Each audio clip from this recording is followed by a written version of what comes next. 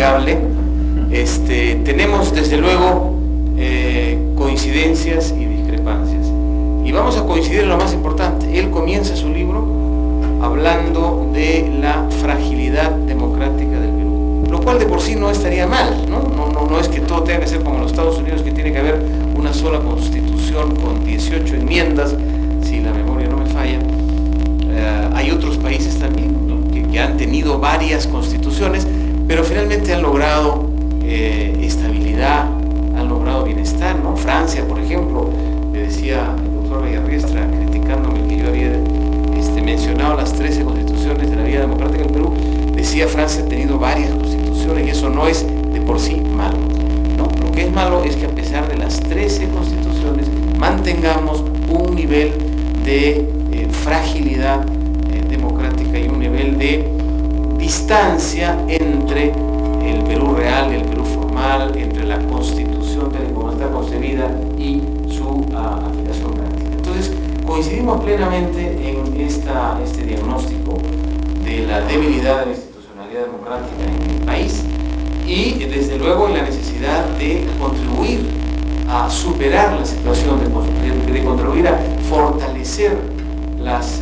instituciones y fortalecer la vida democrática. El libro que nos plantea José Luis me parece que tiene dos partes muy claras. En una nos trata de decir qué es una constitución y qué no es una constitución. Y él aboga por una tesis que no comparto al 100%. Él dice que fundamentalmente la Constitución debe contener las reglas que hacen referencia a la organización del Estado y que la parte dogmática, la parte de derechos, los derechos humanos, los derechos económicos, sociales, etc., eso no debe ser parte de una Constitución. Porque si los ponemos, entonces estamos poniendo un poco de contrabando jurídico, estamos poniendo un conjunto de ideales, un catálogo de ideales que en realidad no siempre se pueden cumplir y no necesariamente se puede cumplir, razón por la cual él aboga fundamentalmente a concentrar la Constitución en las reglas básicas para el funcionamiento del Estado. Al respecto, sí, yo mantengo una discrepancia con la posición de José Luis Ardón, porque sí creo esencial para la vida social, para la convivencia social, el que la Constitución no solamente nos diga cómo debe organizarse el Estado y cuáles son, en consecuencia, los límites al poder, que eso es esencialmente una Constitución, ¿no? Como así nacieron ellas, así nace el constitucionalismo, cómo establecemos límites al poder para que haya pues alternancia, contrapesos, checks and balances.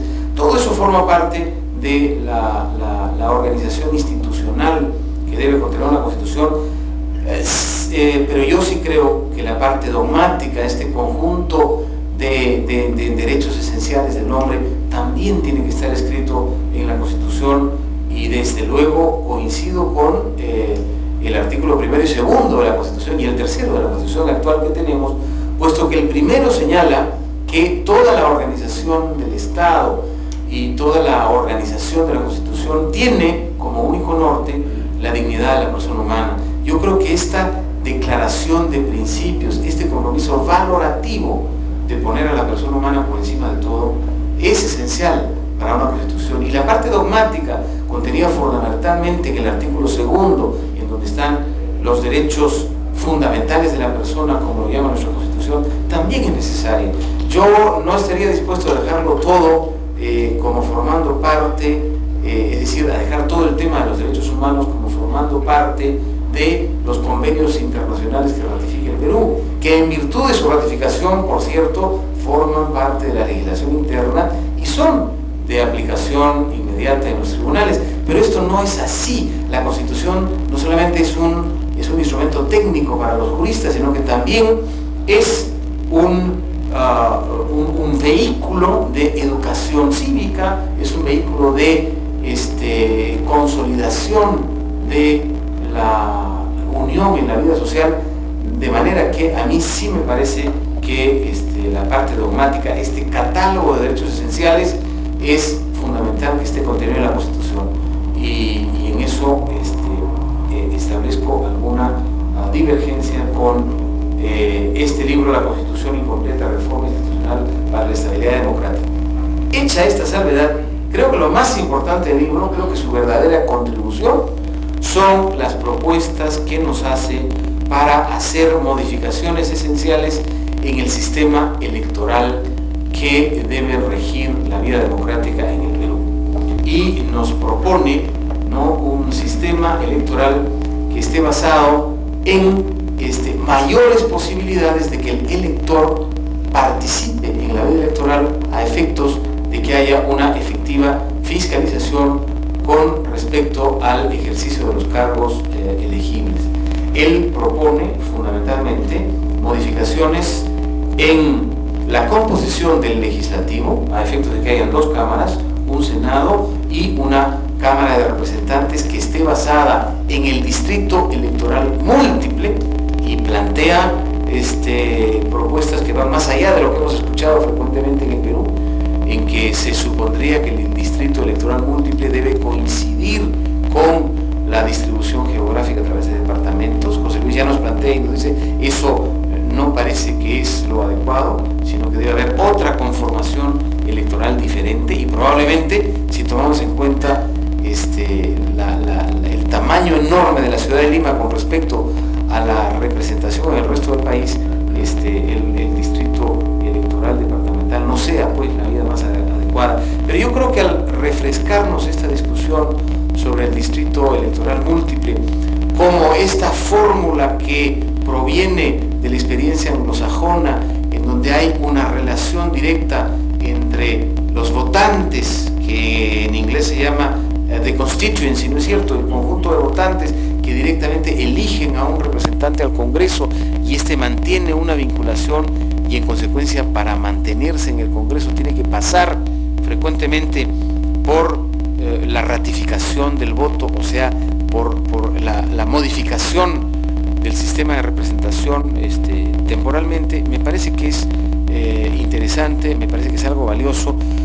Yo no sé si eso se puede discutir pensando en el próximo periodo, en las elecciones que vienen al 2000, porque una de las normas básicas del sistema electoral está en la permanencia de las reglas de juego, ¿verdad?, y en el no cambio de las reglas de juego cuando el proceso habría comenzado. Pero sí creo que es sano que en el Perú nos pongamos a pensar cuál ha sido la experiencia de este Congreso unicameral elegido en un distrito único nacional, ¿no?, y cómo rescatamos algo de la tradición del distrito electoral múltiple, que evidentemente parece más democrático porque da la posibilidad de una fiscalización más cercana entre los votantes y su representante, el representante de esta constituency, ante el poder legislativo.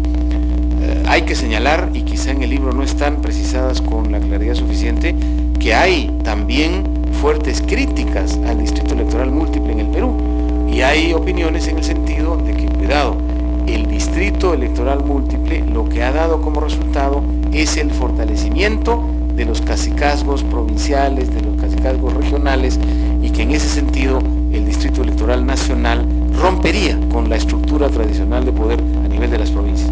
Pero más allá del cuestionamiento, yo creo que esta versión rejuvenecida del distrito electoral múltiple que nos da José Luis es sumamente valiosa. En segundo lugar, él también plantea la necesidad de volver al sistema bicameral, de volver a un sistema en el cual tengamos la representación nacional por distrito electoral múltiple y un Senado pequeño por distrito único electoral, que sea pues esta cámara de revisión, esta cámara más reflexiva, y para ambos casos plantea siempre la posibilidad de renovación por un periodo más menor, por un periodo más corto de lo que es el periodo de elección presidencial, ya que este tipo de renovaciones significan una mejor manera de fiscalizar el cumplimiento de las funciones de las autoridades elegidas, y plantea una forma, se supone, más eficiente de acercamiento entre los electores y el poder legislativo. Yo creo que este es también un planteamiento valioso.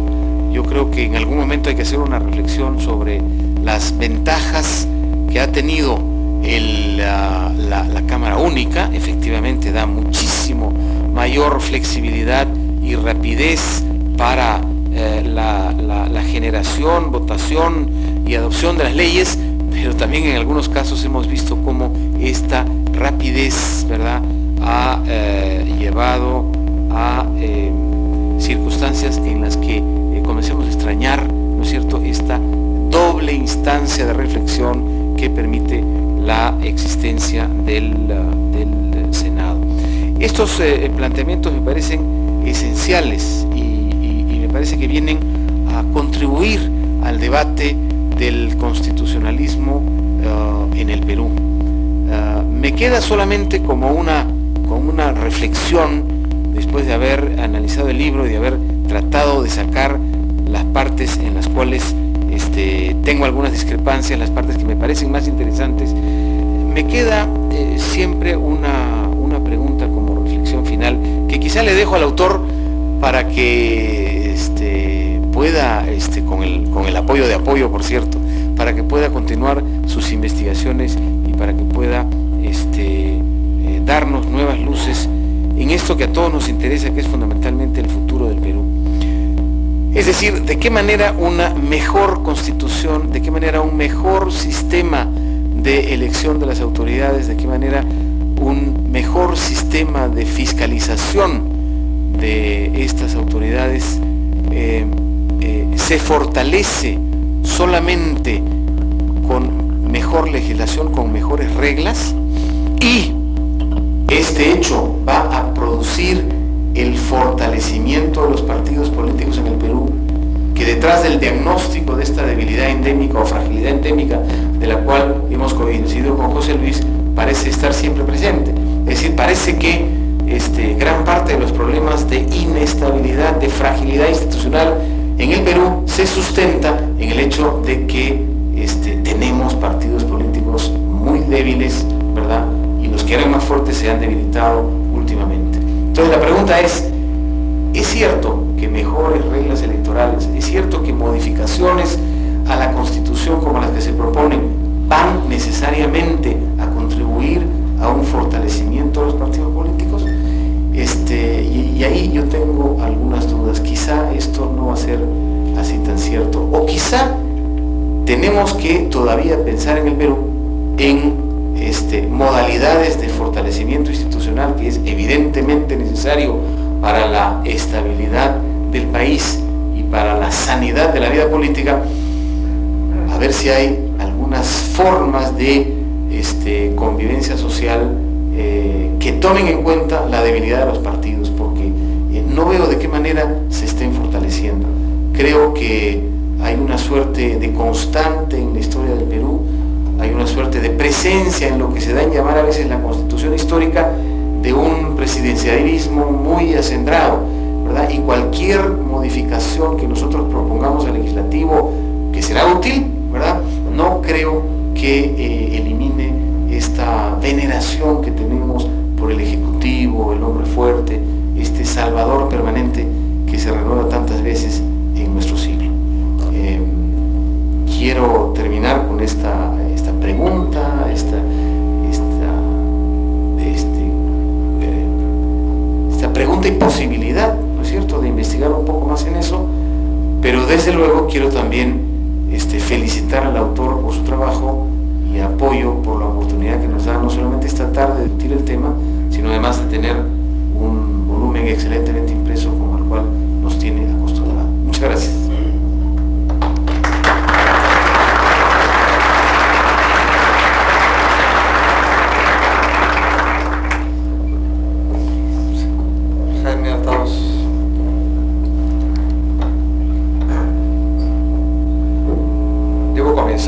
Felicitando a José Luis Ardón por este excelente libro, dotado de una claridad conceptual pocas veces vista en temas de esta naturaleza, y que apunta directamente a identificar las causas de nuestra dificultad histórica para consolidar una democracia estable. La respuesta de José Luis es muy clara. La causa está en las reglas de juego constitucionales que no han estado bien diseñadas. y propone incluso un buen diseño en el libro. Es la primera vez que en el Perú se analiza la Constitución y se elabora una propuesta desde la comprensión de la lógica del sistema de reglas del juego político. Y es la primera vez que esto se hace desde el punto de vista de la teoría de la elección racional, que postula que unas reglas de juego pueden ser buenas o malas según fomenten conductas funcionales al desarrollo eficiente del propio juego político. En otras palabras, todo sistema de reglas de juego es un sistema de incentivos que estimula determinadas conductas y desalienta otras. La Constitución debe establecer un sistema de reglas de juego que fomente la estabilidad de la democracia, esto es, que desaliente el conflicto o la polarización entre los agentes políticos o entre poderes del Estado, o permita la adaptación del gobierno a los cambios y a las demandas de la realidad. No es casualidad que esta presentación se haga precisamente el 5 de abril. No lo he consultado con José Luis, pero supongo que el mensaje es que nuestras constituciones no establecieron reglas de juego político eficientes, sino reglas que llevaron recurrentemente a las interrupciones constitucionales. Ese es el mensaje de fondo del libro. José Luis identifica dos variables fundamentales en el sistema de reglas: el calendario electoral y el tamaño de los distritos electorales.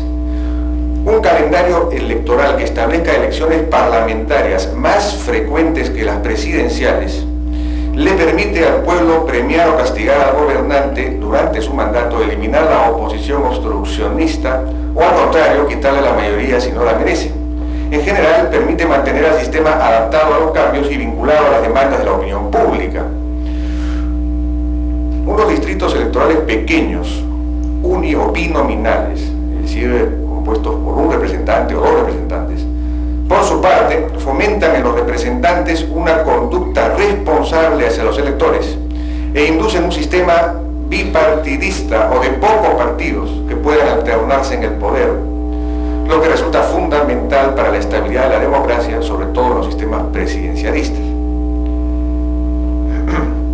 Yo coincido plenamente con este análisis y creo que un sistema de elecciones parlamentarias más frecuentes y distritos múltiples uninominales o binominales son fundamentales para asegurar una democracia más estable y más sentida por la población como propia, con representantes más legítimos y con unos pocos partidos políticos capaces de turnarse responsablemente en el ejercicio del gobierno. En ese sentido, la argumentación del libro es brillante y profundamente esclarecedora. Deberían quedar al respecto pocas dudas después de leerlo. Quisiera plantear, sin embargo, algunas breves reflexiones. Como señala el libro, el multipartidismo se convierte en una realidad inevitable y perniciosa en el Perú, sobre todo a partir de la Constitución de 1979. En ese sentido, el multipartidismo, que no fomenta la estabilidad democrática, como sabemos, no estaba presente de manera plena cuando se produjeron los golpes de Estado de 1948 y 1968. En la década del 60, por ejemplo, había una suerte de bipartidismo imperfecto. Había dos grandes bloques: la Alianza Acción Popular Democracia Cristiana, por un lado, y la Alianza APRA Unión Nacional Odriguista, por otro lado. Este último partido, la Unión Nacional Odriguista, desapareció poco después, pero surgió la izquierda, que en determinado momento llegó a ser unida.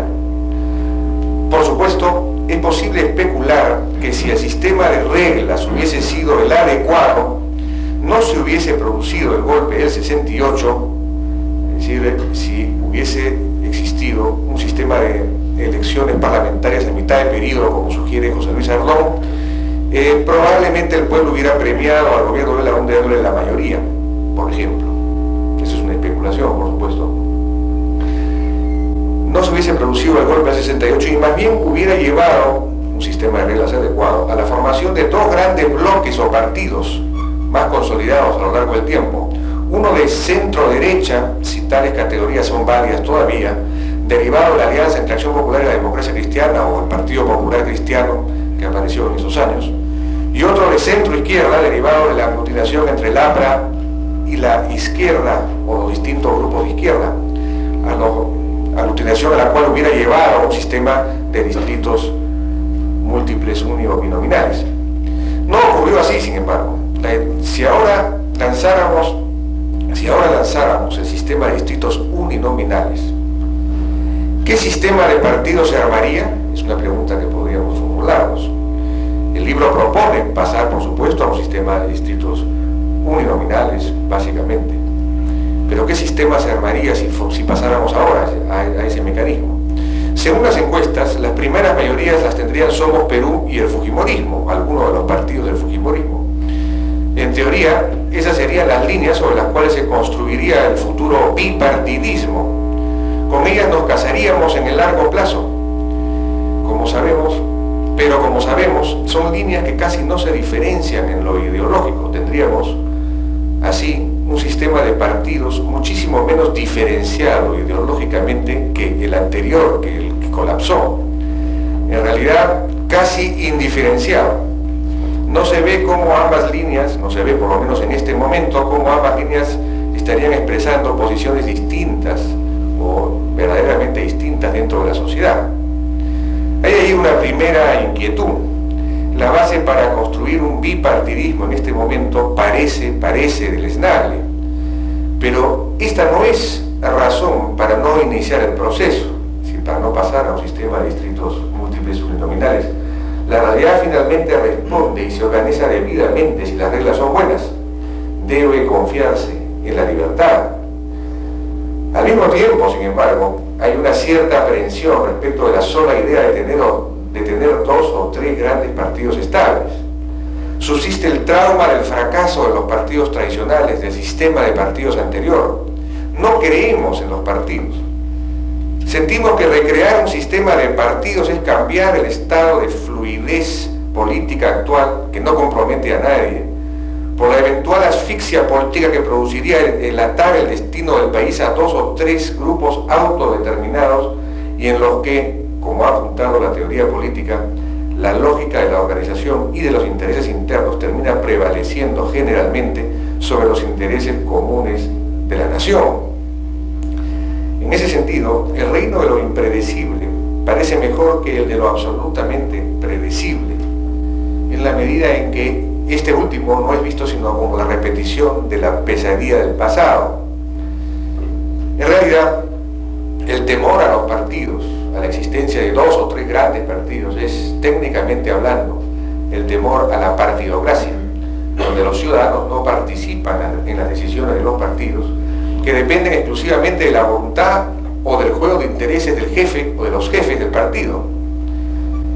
Pero un sistema de distritos múltiples uninominales ayuda a eliminar ese temor precisamente, porque genera constantemente nuevos líderes locales y regionales que renuevan el propio partido.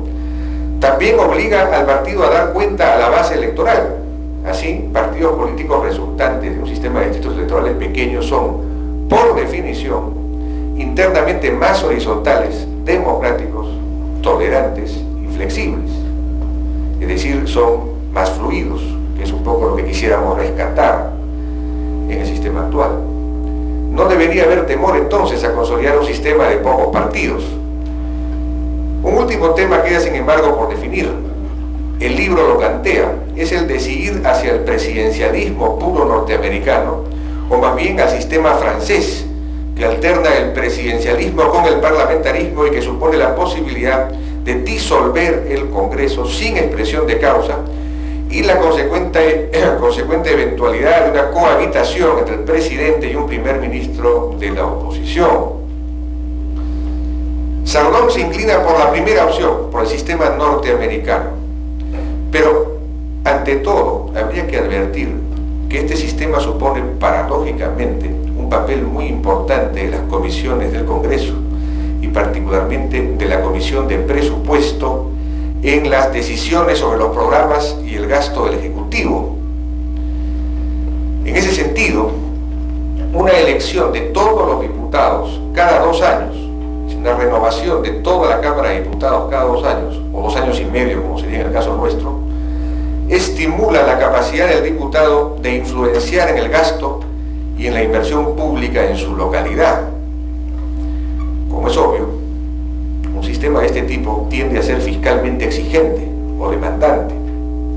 Los diputados, para ser reelegidos cada 2 años y medio, querrán mostrar el resultado de sus gestiones ante el presupuesto público y ante el Ejecutivo.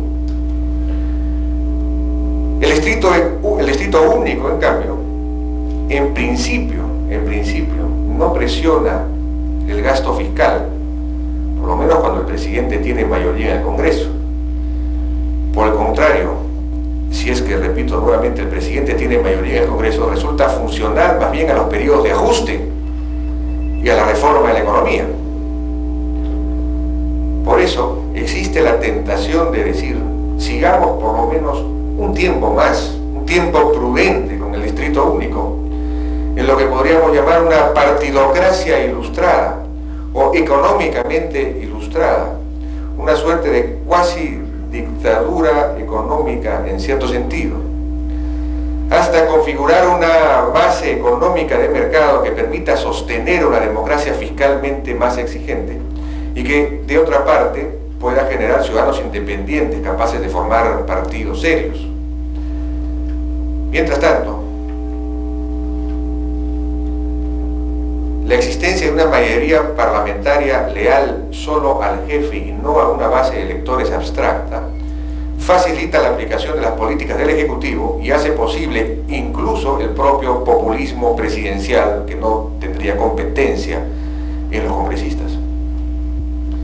Retornando por último a la elección que, según el libro, el país debe hacer entre el presidencialismo puro al estilo norteamericano y el semipresidencialismo francés, Sardón se inclina, como dijimos anteriormente, por la primera opción, por el sistema norteamericano, principalmente porque implicaría menos cambios al sistema peruano vigente. La elección del presidente, por ejemplo, seguiría haciéndose cada 5 años. Pero hay otros rasgos, acaso menos evidentes, en los que el sistema francés se parece más a la experiencia peruana. No es casualidad, por ejemplo, repito, que la presentación de este libro se realice en esta fecha, 5 de abril, fecha en la que el presidente Fujimori disolvió el Congreso peruano.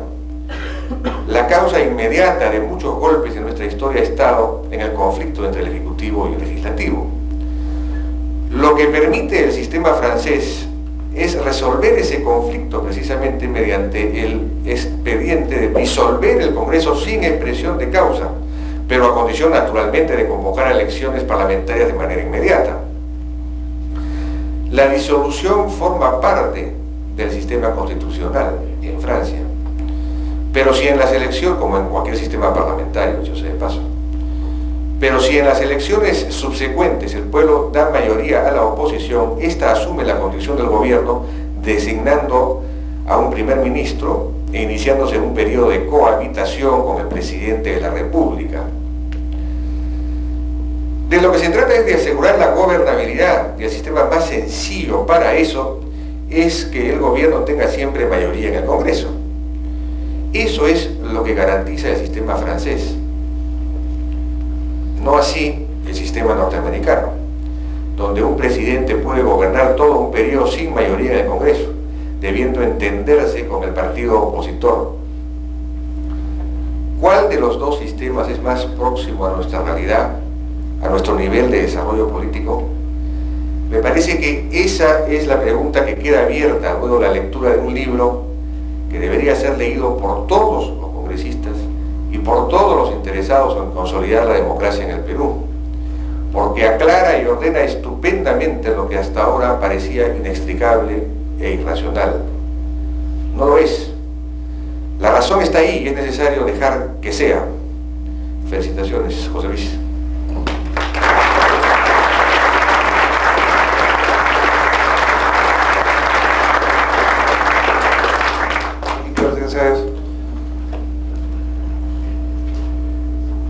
Cuando José Luis me trajo el texto del libro que se presenta, me hizo retroceder como 30 años a mis épocas en la universidad, cuando estaba en la Universidad de Rochester estudiando mi maestría, donde teníamos un curso de economía política, y el examen final del curso de Economía Política, el profesor nos pidió el lunes que para el viernes le trajéramos la constitución ideal para una isla que se acababa de independizar en el Caribe. Y pocas veces recuerdo que he trabajado más en un encargo, y me pasé las noches en la biblioteca leyendo de todo, derecho, economía, usando ejemplos. Presenté mi examen el viernes y a la semana siguiente fui calificado con una nota bastante baja. Recuerdo que me fui a quejar con el profesor y tuvimos una discusión bien larga sobre el tema. Cabe señalar que éramos como 15 alumnos en la clase y yo era el único latino. Habían 5 o 6 anglosajones, algunos europeos y otros asiáticos. El profesor lo primero que me dijo es, para empezar, ha palabreado demasiado. Tiene el doble de páginas de todos los demás. Que es un defecto de los latinos en general. O sea, la última constitución peruana tiene 200 y pico artículos, la japonesa le bastan 100, y a pesar de que el pueblo japonés es un pueblo bastante formalista y detallista. La segunda crítica que me dijo es, la ha llenado usted de principios graciosos y le faltan todavía algunas reglas concretas. Y es natural, o sea, yo creo que, como menciona Jorge, hay el componente dogmático ideológico en una constitución y hay el componente orgánico funcional. Y no es que no tenga que tener de ambos. Lo que yo creo que sucede en las constituciones latinoamericanas es que, como hacía yo de alumno, el tanto llenarle de principios ideológicos y de planes idealizados de lo que queremos hacer, nos hace después descuidar la parte de las reglas. Me decía el profesor, es como si usted le diera a un chico un juego de ajedrez y le diera un ensayo muy sofisticado sobre la fortaleza de las torres, la vivacidad de los alfiles, y no le explique al chico que el peón avanza uno adelante, come para costado, el caballo salta y el alfil no puede saltar. Entonces, es ese conjunto de reglas de quién hace qué, cuándo, cómo, que creo que es bien importante precisar, que es la parte incompleta de la Constitución a la que se refiere José Luis. Desde el punto de vista económico, por ejemplo, en los últimos años esta crisis de Brasil.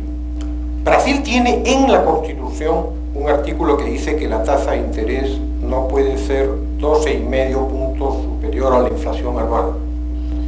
Yo no entiendo cómo uno hace un programa de estabilización con ese principio constitucional. Es pedirle a un médico que opere con la mano amarrada atrás. Entonces yo creo que hay una superabundancia de estos principios, de estos deseos, de esta plan máximos a los que aspiramos.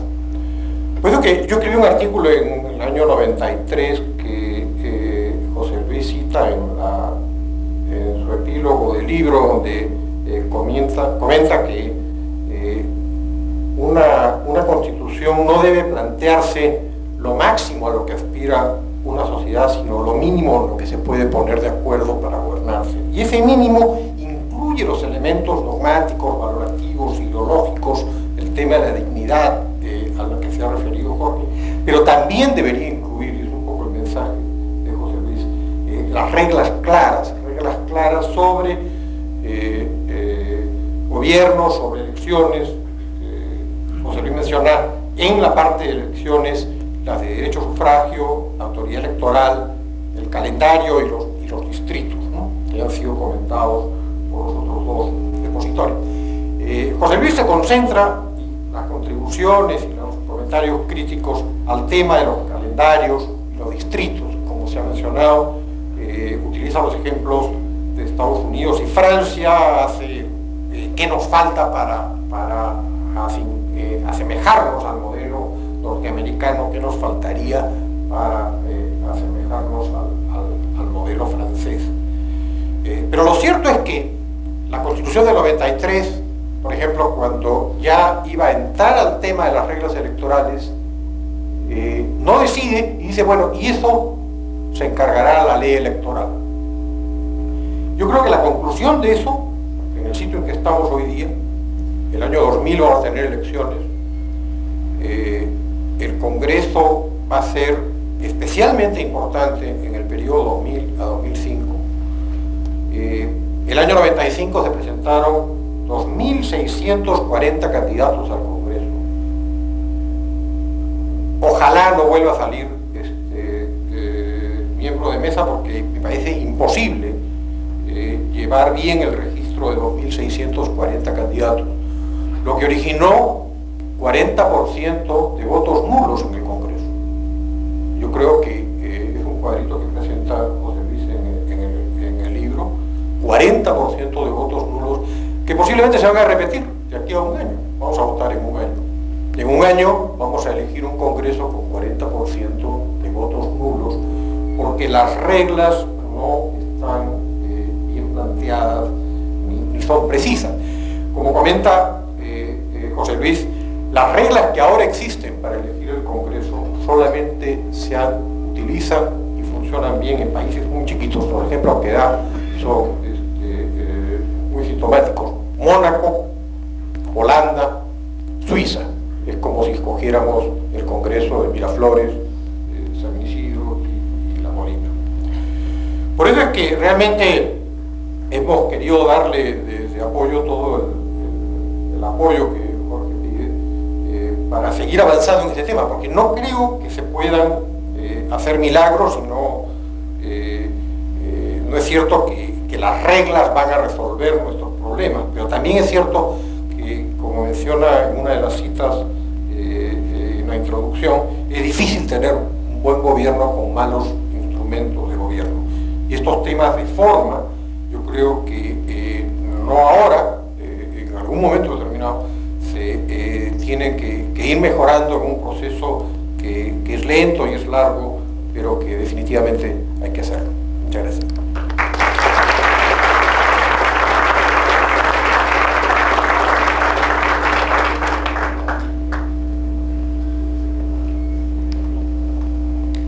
Agradezco profundamente la presencia de todos ustedes en este evento. Para mí me resulta muy grato presentar este ensayo, La Constitución Incompleta, a un grupo tan numeroso y selecto de personalidades distinguidas y de amigos queridos. Además, agradezco especialmente a los comentaristas del libro, a Jorge Santisteban de Noriega, defensor del pueblo, verdadero adalid de los derechos humanos y de las libertades civiles de todos los peruanos, y no solo de los de un grupo de ellos definido por coincidencias ideológicas o políticas. A Jaime Altaus, subdirector del diario Expreso, y en realidad una suerte de coautor de este libro, ya que con él, desde 1991, cuando se veía venir el golpe de Estado del 5 de abril de 1992, que hoy conmemoramos pero no celebramos, fuimos desarrollando en pared el diagnóstico y las propuestas que ahora este libro recoge de una manera ordenada. Y a Felipe Ortiz Ceballos, maestro y amigo, presidente del Instituto Apoyo, quien, junto a Gabriel Ortiz Ceballos, director del mismo instituto, tomó la decisión de publicar este ensayo en octubre del año pasado, cuando la Constitución del año 93 cumplía su primer lustro y sus deficiencias resultaban evidentes. La Constitución Incompleta es un ensayo de teoría política desarrollada desde la perspectiva de la elección racional y aplicada al proceso político peruano. Esta perspectiva parte de supuestos o generalizaciones respecto de la conducta humana que no son totalmente ciertos, pero que básicamente sí lo son. Esas generalizaciones pueden ser algo injustas, pero resultan indispensables para construir modelos que permitan entender los procesos políticos y, más importante aún, anticipar la ocurrencia de eventos futuros. Los supuestos básicos de la elección racional señalan que la conducta de los hombres en los órdenes sociales extensos depende no tanto de normas de conducta, cuanto de estructuras de incentivos. Esto significa que los agentes económicos o políticos que actúan en estos ámbitos lo hacen siempre o casi siempre buscando su propio interés. Sin embargo, si las reglas que regulan su participación en dichos ámbitos son apropiadas, ellos resultan conducidos por una mano invisible para contribuir al bienestar colectivo. Esta manera de entender las cosas debe ser contrapuesta a la perspectiva romántica o voluntarista, según la cual, por ejemplo, la afirmación de la democracia dependería más de la prédica de valores apropiados. La elección racional no desconoce el valor de la prédica democrática. Sin embargo, sí sostiene que, como afirma Fernando Savater, pensar que las soluciones de la ética puedan resolver los problemas de la política es como creer que el incendio de una casa pueda apagarse con un pomo de agua bendita. El constitucionalismo romántico no es inofensivo, ya que puede resultar una cortina de humo para que en un país no se discutan a fondo los verdaderos temas constitucionales. Considero que eso ha ocurrido en el Perú. Tanto en 1979 como en 1993, el debate constitucional estuvo mal enfocado, ya que priorizó el debate del aspecto orgánico de la Constitución, es decir, aquel que define los derechos ciudadanos ante el Estado. Es algo completamente secundario el que en 1979 el romanticismo haya sido de izquierdas y en 1993 de derechas. En el Perú resulta indispensable entender a la Constitución de otra manera, como las reglas de juego político que se tienen en el país. Debemos tener la convicción de que, tal como muestra la experiencia de otras naciones, un diseño adecuado de estas reglas puede moldear la conducta de quienes ofrecen sus servicios de representación en los mercados políticos, haciendo que la competencia política tenga un carácter constructivo y no uno destructivo. Gracias a reglas de juego político adecuadas, en suma, podemos tener una democracia estable. La estabilidad democrática no es una panacea para todos los males. Recientemente estuvo en Lima el economista francés Pascal Salin, expresidente de la Sociedad Montpellier, y al conocer mi entusiasmo por las reglas de juego político de la Constitución francesa en 1958, me dijo: es cierto que dichas reglas han dado estabilidad política a Francia. Sin embargo, por culpa de ello, la participación del Estado en la economía ha terminado aumentando. Sugería, pues, que es preferible tener menos estabilidad política y más libertades económicas. El problema, por supuesto, es que la inestabilidad política tiene efectos sumamente negativos al inhibir a los agentes económicos que actúan en los distintos mercados. Estos pueden, en efecto, sentirse cohibidos por la posibilidad de que el gobierno pase a manos de políticos que no tengan clara la importancia de tener mercados libres y derechos de propiedad inequívocamente protegidos por el Estado. El aumento del riesgo país evidentemente disminuye el horizonte temporal en el que se planifican y ejecutan los proyectos económicos y empresariales. En Estados Unidos, cuyas reglas de juego político establecidas en la Constitución de 1787 me entusiasman aún más que las francesas, existen también serios problemas sociales y económicos. En la hermosa ciudad de Washington, D.C., por ejemplo, existen zonas sumamente peligrosas donde ocurren asaltos y homicidios, un día sí y el otro también. Como ha señalado el economista norteamericano Dennis Muller, algunos de estos problemas tienen sus raíces en las deficiencias de su ordenamiento constitucional. Sin embargo, a los peruanos no nos vendría mal, por supuesto, que nuestro PBI anual per cápita se multiplicara por 10 para llegar a los $23.000 anuales de los norteamericanos, o por 8 para alcanzar los $18.000 anuales de los franceses. La estabilidad de las instituciones democráticas no ha traído el paraíso a la tierra, pero sí ha creado sociedades ricas, en las que sus ciudadanos pueden desarrollar mejor los sueños y los proyectos que conciben para sí mismos y para sus familias. El Perú tiene un sistema de gobierno presidencialista en el que el pueblo elige directamente al jefe de Estado, que es al mismo tiempo jefe de gobierno. En ese contexto, considero que existen dos conjuntos de reglas que resultan especialmente relevantes para alcanzar la estabilidad política: las referidas al calendario electoral de los poderes públicos y las vinculadas a la magnitud de los distritos electorales en los que se eligen a los congresistas. Estas son verdaderamente las claves de nuestro orden constitucional. Tanto las reglas referidas al calendario electoral, cada cuánto se elija al presidente y a los congresistas, como las vinculadas a los distritos electorales, fundamentalmente cuántos congresistas se eligen en cada circunscripción demográfico-territorial, afectan el sentido de responsabilidad que tendrán quienes se encargan de los poderes públicos. A través de ellas se puede graduar cuánta autonomía y cuánto control tendrán nuestros políticos. A mi modo de ver, lamentablemente, el Perú no cuenta todavía con reglas propicias en relación a ninguno de estos aspectos. Esto, las inadecuadas reglas de juego político, no la supuesta cultura autoritaria de sus ciudadanos, tesis que siempre me ha parecido con una cierta connotación racista en última instancia, explica la fragilidad de nuestra democracia. Para solucionarlo, los peruanos no necesitamos inventar la pólvora, sino solo acercarnos de una manera creativa a los modelos constitucionales que han demostrado su funcionalidad a lo largo del tiempo. Podemos aprender mucho, no solo de nuestra propia historia, con todos sus tropiezos y aciertos, sino también de la experiencia de otras naciones.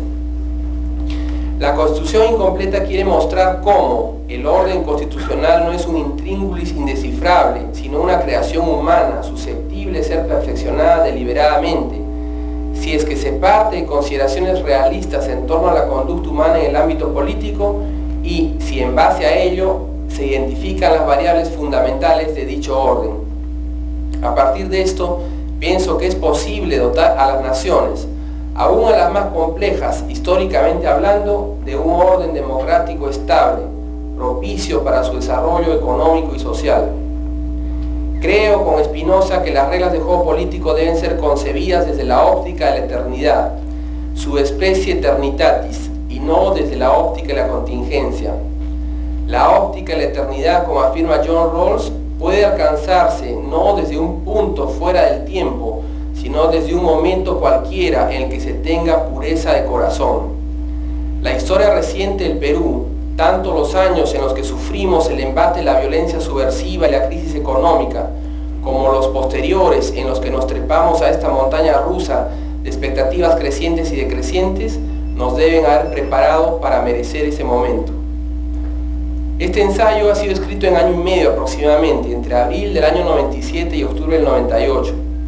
Sin embargo, tiene a sus espaldas no solo mis años de estudios universitarios en Arequipa y en Washington, sino también mis años de experiencia laboral como abogado generalmente rodeado de economistas aquí en Lima, en distintas instituciones académicas o de consultoría. En este proceso, especialmente importante resultó sin duda el ser convocado a iniciativa del congresista Carlos Ferrero Costa por el Congreso Constituyente Democrático en 1993 como consultor y el colaborar con el destacado congresista y constitucionalista peruano Enrique Chirino Soto en la elaboración de su proyecto de constitución. A partir de estas experiencias se formó en mí la convicción de que se necesitaba reformar no solo la Constitución, sino también, hasta cierto punto, el constitucionalismo peruano, ya que resultaba preciso centrar la atención del país en las pocas pero fundamentales cuestiones que integran el orden constitucional. Fue también importante descubrir que el marco teórico para emprender esta tarea lo brindaba la literatura de la elección pública, esto es, el análisis económico del derecho constitucional, la cual por demás era perfectamente consistente con la ciencia política institucionalista y con la teoría política estricta. Para repensar el orden constitucional y el constitucionalismo peruano, resultaba necesario en suma ser más fieles a nosotros mismos, adentrándonos más en nuestra propia cultura. Sería muy feliz si mi libro sirviera algo para ello. Muchas gracias nuevamente.